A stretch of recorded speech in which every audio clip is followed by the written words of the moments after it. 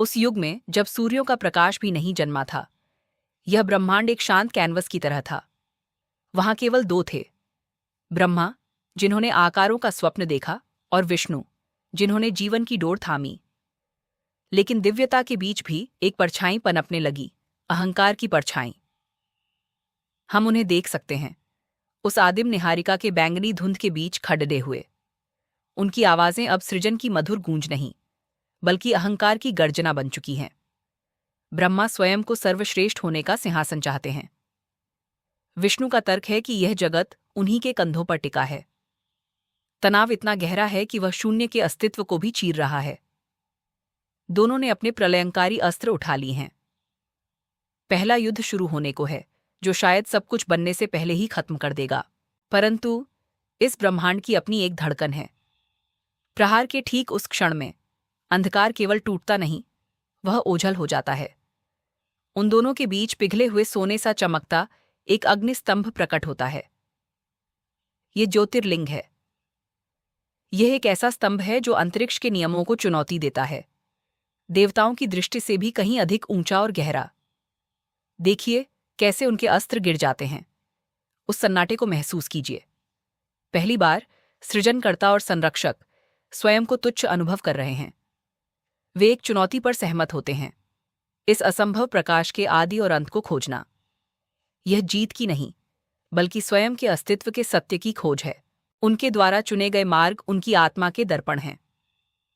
रक्षक विष्णु नीचे की ओर बढ़ते हैं।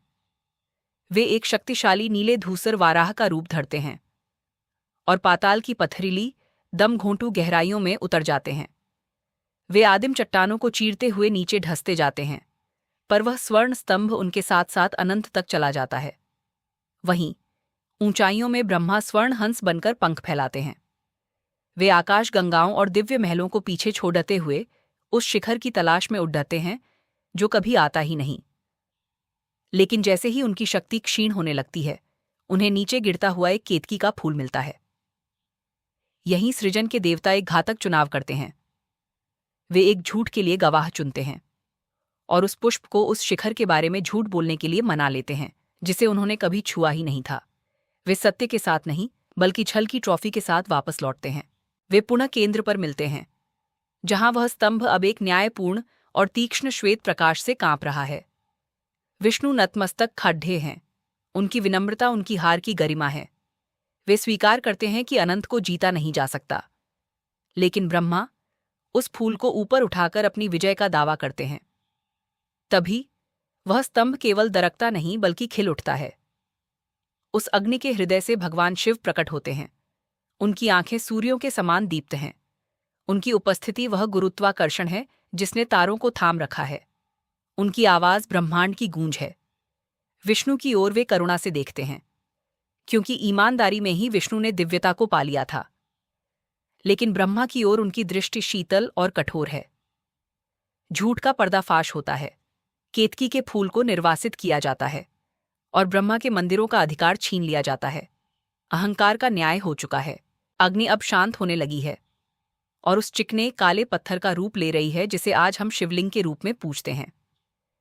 यह निष्कल है, वह निराकार सत्य। यह हमारे संसार में एक सीख बनकर खड़ा है कि ईश्वर कोई मंजिल नहीं जिसे खोजा जाए, बल्कि एक केंद्र है जिसे महसूस किया जाए। जैसे जैसे आकाश गंगाएं अपना शांत नृत्य फिर से शुरू करती हैं, यह लिंग देखे और अनदेखे के बीच एक सेतु बनकर खड़ी डधा रहता है।